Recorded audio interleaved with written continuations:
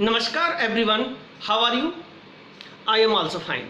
दोस्तों, आप लोग मेरे चैनल को यस सर कौटिल एकेडमी को सब्सक्राइब कर लीजिए, जिससे कि आपको मेरे अपडेट्स मिलते रहें, मेरे आगामी वीडियोस आपको मिलते रहें। देखिए, मुझे प्रॉब्लम होती है कि मैं आपको शेयर करना पड़ता है व्हाट्सएप पे। मैं कितने लोगों को शेयर कर पाऊँगा?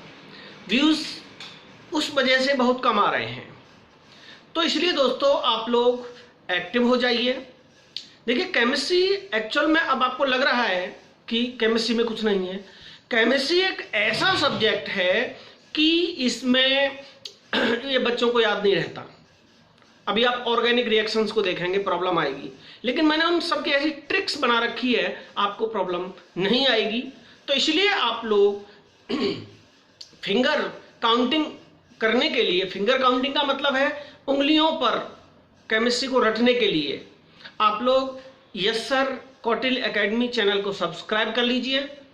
ओके गाइस, तो मैं आज आपको बोर्ड पर, जैसा कि आप देख रहे हैं, प्रथम कोटि अभिक्रिया फर्स्ट ऑर्डर रिएक्शन एक्सप्लेन करूंगा। फर्स्ट ऑर्डर रिएक्शन, प्रथम कोटि की अभिक्रिया। देखिए, इसको डेफिनेशन कैसे कहेंगे? जिन अभिक्रियाओं का वेग केवल एक ही पदार्थ की सांद्रता पर निर्भर करता है, केवल एक ही पदार्थ की सांद्रता पर निर्भर करता है, वे कहलाती हैं प्रथम कोटि की अभिक्रियाएं। ओके दोस्तों, जैसे एक एग्जांपल मैं आपको दे रहा हूं, जैसे C12H22O11 plus H2O gives us 2C6H12O6। ये आपको पता है सुक्रोज है, जिसे चीनी भी कहते हैं। सुक्रोज का जल अपघटन हो रहा है, तो मोनोसैकराइड के 2 मॉलिक्यूल्स मिल रहे हैं। एक मॉलिक्यूल्स को कहते हैं ग्लूकोज और दूसरे को कहते हैं फ्रक्टोज। अगर हम ग्लूकोज और फ्रक्टोज लिखेंगे, दोनों अलग अलग लिखना पड़ेगा। अगर मैं कहूंगा 2 मोनोसैकराइड्स मिल गए, तो मैं डायरेक्ट ऐसे भी लिख सकता हूं। देखिए, इस अभिक्रिया की जो आणविकता होगी, मॉलिक्यूलरिटी ऑफ द रिएक्शन जिसे कहते हैं, इस अभिक्रिया की जो आणविकता होगी वो तो होगी 2, क्योंकि जल और सुक्रोज दोनों काउंट होंगे, तो आणविकता तो इसकी हो गई 2। लेकिन दोस्तों, इसकी जो ऑर्डर ऑफ द रिएक्शन होगी, जो इसकी कोटि होगी, वो केवल 1 होगी। कोटि 1 इसलिए होगी क्योंकि जल का सांद्रण मापने योग्य नहीं होगा। जल का सांद्रण मापने योग्य कैसे नहीं होगा? ऐसे समझिए। देखिए, पानी और चीनी को मिलाने पर क्या बनता है दोस्तों? शरबत। शरबत बनाने में पानी तो जैसा पहले था, पानी का कंसंट्रेशन चेंज नहीं हुआ। पानी तो पहले भी लिक्विड फॉर्म में था, अभी भी लिक्विड फॉर्म में। केवल परिवर्तन क्या हुआ है? केवल परिवर्तन ये हुआ है कि सुक्रोज जो सॉलिड स्टेट में थी, अब वो जो है डिजोल्व हो गई, पानी में घुल गई, अब उसकी स्टेट खत्म हो गई। यानी कि सुक्रोज ने तो अपना जीवन ही समर्पित कर दिया पानी के साथ। पानी से कहा सुक्रोज ने आई लव यू, तो सुक्रोज ने दोस्तों लव यू के चक्कर में अपना अस्तित्व ही खत्म कर दिया। समझ गए ना? तो रेट ऑफ द कंसंट्रेशन, किसका कंसंट्रेशन टी टाइम के साथ चेंज हुआ? सुक्रोज का। तो कंसंट्रेशन किस पर डिपेंड करेगा? केवल सुक्रोज पर। तो अतः यह प्रथम कोटि की अभिक्रिया है, क्योंकि केवल कंसंट्रेशन सुक्रोज का चेंज हुआ है, न कि जल का चेंज हुआ है। इसलिए यह प्रथम कोटि की अभिक्रिया है। इसका जो वेग समीकरण होगा वो होगा dx/dt समानुपाती C12H22O11 की पावर 1। तो इसे हम कह सकते हैं n = 1, और जिसका मान, इस पावर का मान जिसमें 1 होता है दोस्तों, वह होती है प्रथम कोटि की अभिक्रिया। आपकी समझ में आ गई होगी प्रथम कोटि की अभिक्रिया का एक उदाहरण तो यह हो गया। और देखिए, अमोनियम नाइट्राइट, दूसरा एग्जांपल भी मैं आपको दे रहा हूं। अमोनियम, दूसरा एग्जांपल है अमोनियम नाइट्राइट को जब आप हीट कर देंगे तो N2, एक N और एक N प्लस 2H2O में अपघटित हो जाएगा।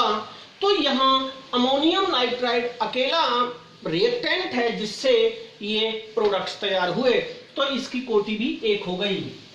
तीसरा एग्जांपल देखिए, जितनी भी रेडियोधर्मी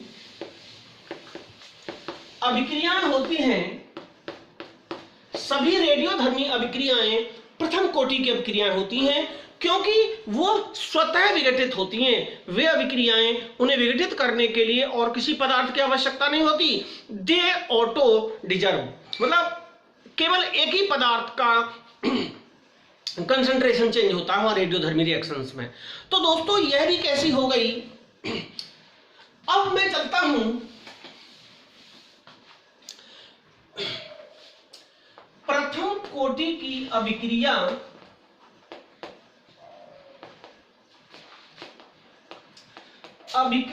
का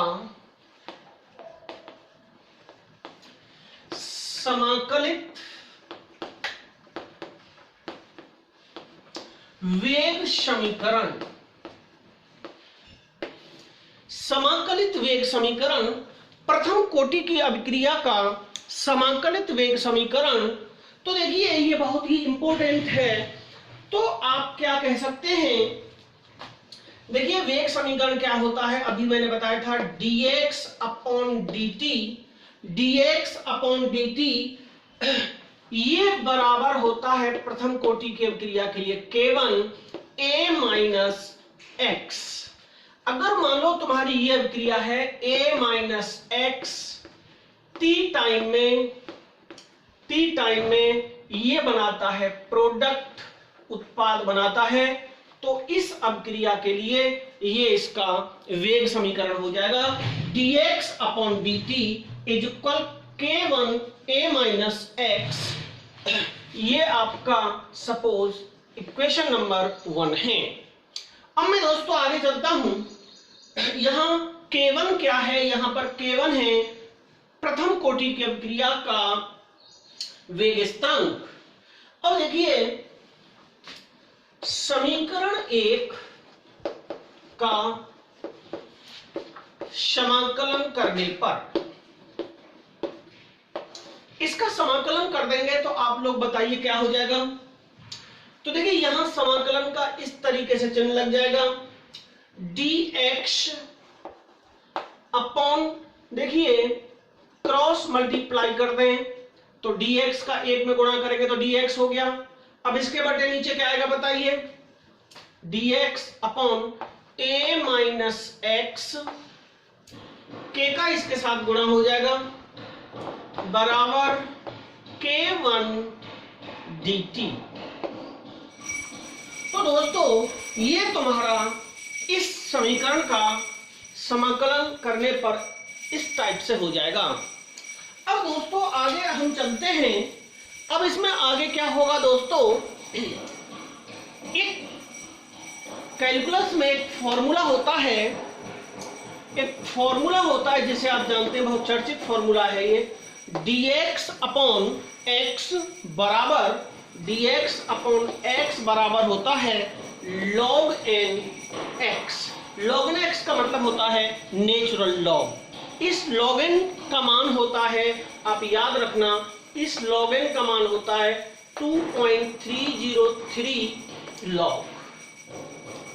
इस log n का मान कितना होता है याद रखना, ये log n है ln। ओके दोस्तों, इसका मान कितना होता है, अगर log में 2.303 को मल्टीप्लाई कर दें तो ये आता है। यहां तक आपकी समझ में आ गया होगा। ओके दोस्तों, अब मैं आगे चलता हूं।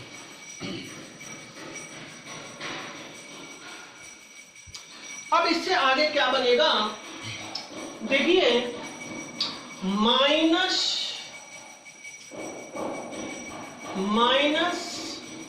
उस log n का मान लगा दिया है, log n a minus x बराबर K1 t प्लस c ये हो गया आपका समीकरण नंबर 2। ओके दोस्तों, आरंभिक दशाएं लागू कर दीजिए। आप जानते होंगे आरंभ में क्या होता है, पता है आपको, t उस समय 0 होती है और x की विघटित मात्रा भी 0 होती है। तो अगर इस समीकरण में हम ये मान पुट कर दें, मतलब t की जगह पर भी 0 लगा दें, यहाँ 0 लगा दें और x की जगह पर यहाँ 0 लगा दें, तो केवल ये बचेगा log n, यहाँ क्या बचा, a बराबर इस पक्ष में क्या बचा, केवल c। समीकरण नंबर ये हो गया आपका तीसरा। अब देखिए इक्वेशन नंबर सेकंड व थर्ड से, सेकंड और थर्ड से क्या हो जाएगा दोस्तों, जहां इसमें ये c आ रही है उस c की जगह पर ये मान पुट कर दीजिए, माइनस ln a। c की जगह पर ये मान लगाएंगे तो क्या हो जाएगा, पूरा जो लिखिए ln a माइनस x बराबर k1t, ये k1t, और जहां प्लस c आ रहा था वहां ये लग जाएगा माइनस log n a। समझ रहे हैं ना आप बात को। अब इसको हम ऐसे भी लिख सकते हैं, देखिए इधर इसे लिया कि ये प्लस का हो जाएगा, इधर जाएगा तो ये माइनस का हो जाएगा, तो क्या हो जाएगा log n a minus x बराबर k1t हो जाएगा कि नहीं हो जाएगा। फिर आगे चलता हूं लोग, इसमें से log n ले लीजिए, log n a upon a minus x बराबर k1t हो जाएगा कि नहीं हो जाएगा। ये हो गया दोस्तों हमारा इक्वेशन नंबर 4। अब देखिए, अब मैं इसमें इस वैल्यू को log n की जगह पर इसकी वैल्यू पुट करता हूं तो k1t बराबर क्या हो जाएगा बताइए, k1t बराबर क्या हो जाएगा, मैं इसे ले आया, इसकी जगह पर वो मान लगा दूंगा, तुम जानते हो कौन सा, 2.303 log a upon a minus x आया कि नहीं आया। इसको मैं क्या लिख सकता हूं दोस्तों, अब मैं t को नीचे ले आऊंगा तो तुम्हारा ये समीकरण निकल के आएगा k1 बराबर 2.303 upon t log a upon a minus x। इसे कहते हैं प्रथम कोटि की अभिक्रिया का समाकलन वेग समीकरण।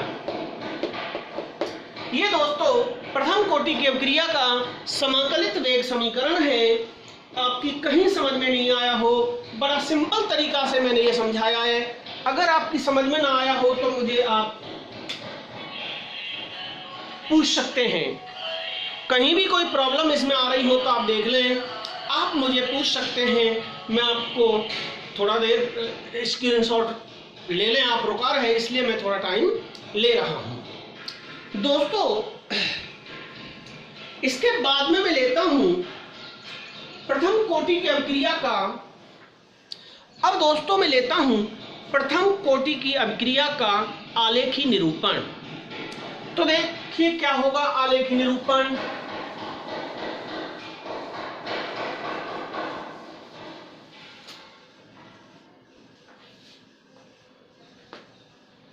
प्रथम कोटि अभिक्रिया का आलेखी निरूपण। देखिए अभी आपको पता था कि इसका समीकरण क्या निकल के आया था, उसे आप ऐसे भी लिख सकते हैं, t बराबर 2.303 अपॉन k1 नीचे आ जाएगा इस बार, बराबर log a upon a minus x। t बराबर 2.303 upon k1 log a upon a minus x। ये बात हम जानते हैं। ओके दोस्तों, ये आपकी वैल्यू हो गई। अब इसमें हम क्या देख सकते हैं, इसे मैं ऐसे भी लिख सकता हूं, log, इधर को ले लिए इसे, लॉग ए अपॉन ए माइनस एक्स बराबर K1 बटे 2.303 और क्या रह गया बेटा, ये t इधर आ गई, आ गई नहीं आ गई, ये हो गया तुम्हारा। तो लॉग थीटा बराबर a upon a minus x हो गया। क्यों हो गया ये दोस्तों इसलिए हो गया, यदि log a upon a minus x एवं t के मध्य ग्राफ अगर हम खींचें एवं t के मध्य ग्राफ खींचा जाए, के मध्य ग्राफ खींचें तो y बराबर mx, देखिए इसे हमने y मान लिया, इसे हमने m मान लिया, इसे मान लिया x, y बराबर mx, सरल रेखा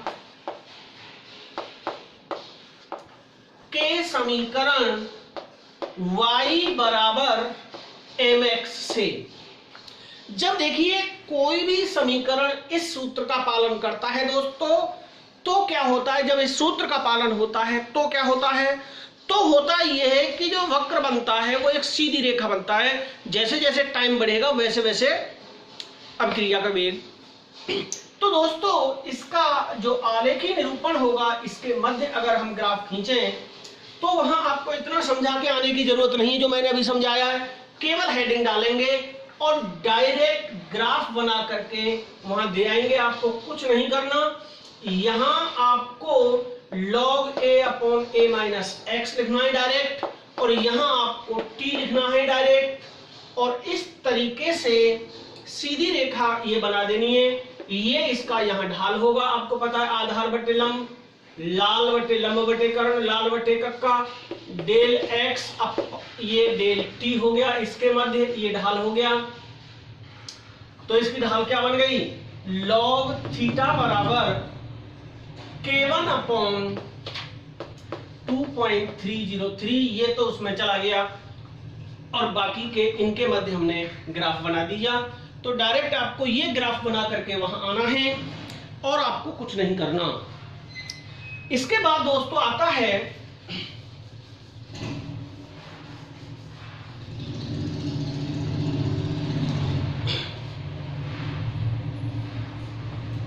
प्रथम कोटि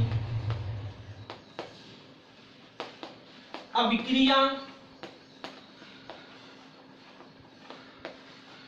का वेग नियतांक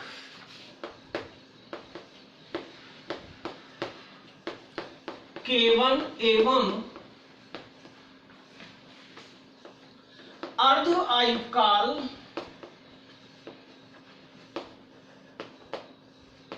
अर्धायुकाल को कहते हैं बेटा टी हाफ में संबंध। यह बहुत बार परीक्षा में पूछा गया है। प्रथम कोटि के अभिक्रिया के वेग स्थान K1 और टी हाफ में संबंध पूछा गया है।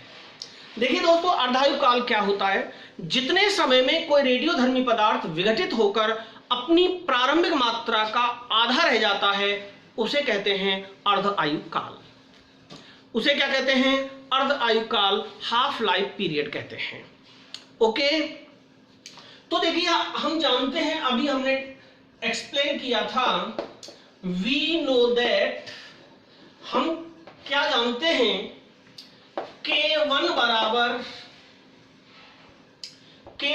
क्या था, 2.303 upon T a upon a minus x था। ये तो था K1 वेग स्थिरांक, t विघटन में लगा समय, a प्रारंभिक मात्रा, a माइनस एक्स t समय बाद की मात्रा। ओके, अब देखिए इस समीकरण में यदि हम t के स्थान पर t हाफ कर दें तो हमारा समीकरण क्या हो जाएगा। तो देखिए अब मैं आगे बढ़ता हूं, यदि समय t से t हाफ कर दिया जाए। t से t हाफ अगर हम कर दें, पूरा टाइम ना लेकर के हम केवल आधा समय ले रहे हैं, अर्धायुकाल ले रहे हैं, तो क्या हो जाएगा दोस्तों? तो हमारा समीकरण हो जाएगा k1 बराबर 2.303 अपॉन, यहां t की जगह पर t हाफ लग जाएगा, log a अपॉन, जहां a माइनस x था वहां a बाई 2 लग जाएगा। यहां a बाई 2 क्यों आया है? यहां a बाई 2 इसलिए आया है क्योंकि अर्धायुकाल में प्रारंभिक मात्रा का आधा ही तो खर्च होता है, और प्रारंभिक मात्रा हमारी a, तो अर्धायुकाल का कितनी मात्रा रह गई? a by 2। या इसे क्या लिख सकते हैं हम? 2.303 upon t half log 2, a से a कैंसिल हो जाएगा, log 2 बचा। log 2 का मान कितना होता है आपको पता है? log 2 बराबर होता है 0.3010। log 2 का मान इतना होता है, आप जानते हो। अब इस समीकरण में log 2 का मान पुट कर दीजिए, तो क्या आ जाएगा तुम्हारा? k1 बराबर 2.303 अपॉन t हाफ log 2 की जगह पर यहां क्या आ जाएगा? 0.3010 आ जाएगा।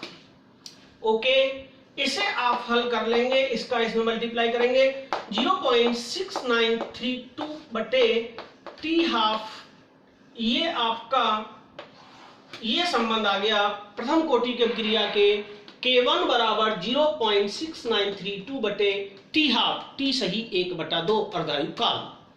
तो ये आपका इस अर्ध आयुकाल और प्रथम कोटि की अभिक्रिया के वेग समीकरण का संबंध है।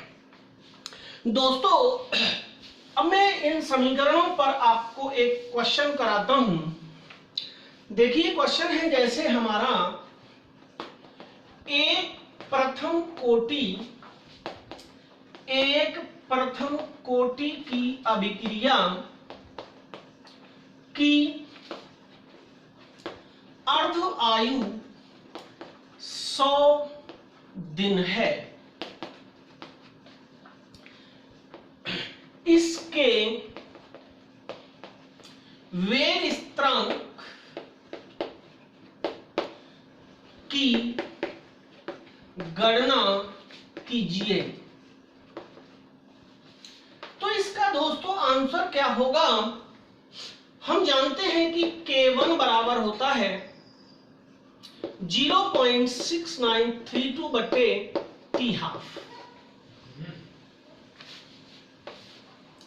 दिया है t हाफ बराबर क्या दे रखा है क्वेश्चन में? 100 दिन दे रखा है कि नहीं दे रखा? इस मान को यहां लगा दीजिए, तो क्या आ जाएगा? k1 बराबर 0.6932 बटे 100 हो जाएगा कि नहीं हो जाएगा? तो ये आपका हो जाएगा k1 बराबर 0.6932, t हाफ की जगह पर 100 लग जाएगा, 100 का इसमें भाग दे दीजिए।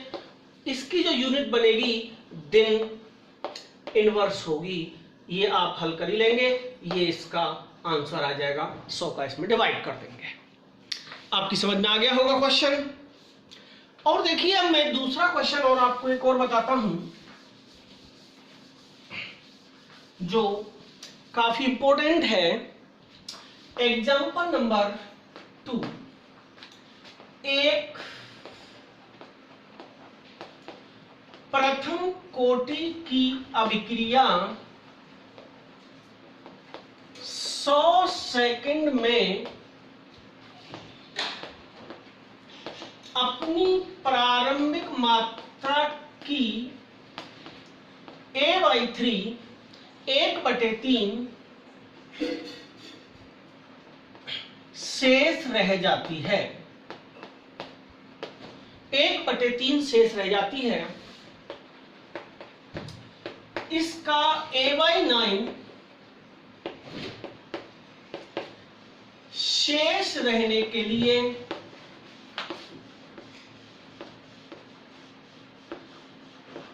कितना समय लगेगा?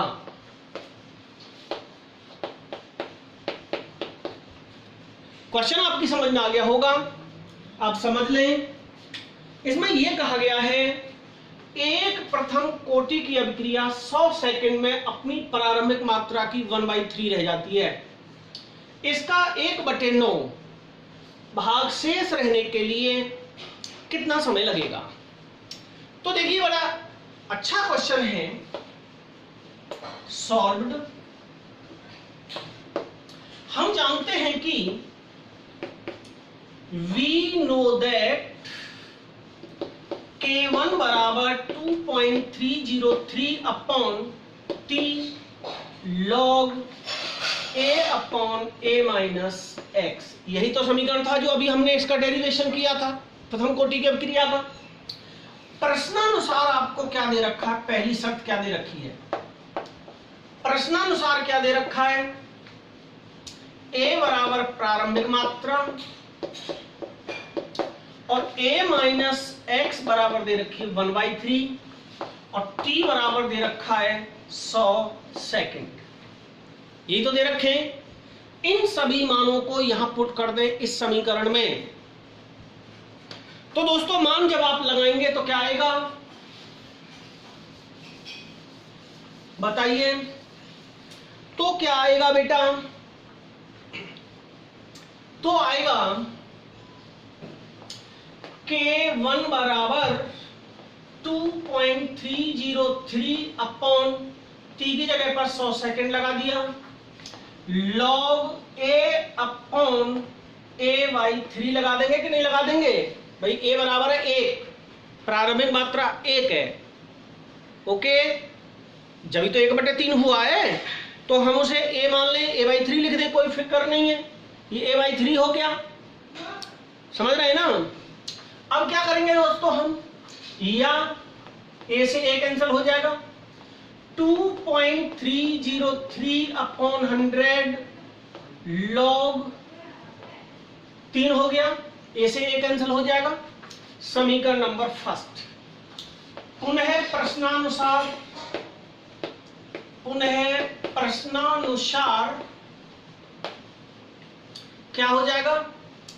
उसमें दे रखा है आपको टाइम पूछा है और अंतिम मात्रा जो दे रखी है वो A/9 दे रखी है। तो क्या हो जाएगा? K1 बराबर 2.303/T निकालनी है, log A से A कैंसिल हो जाएगा तो log 9 हो जाएगा, नहीं हो जाएगा? इसको हम क्या लिख सकते हैं?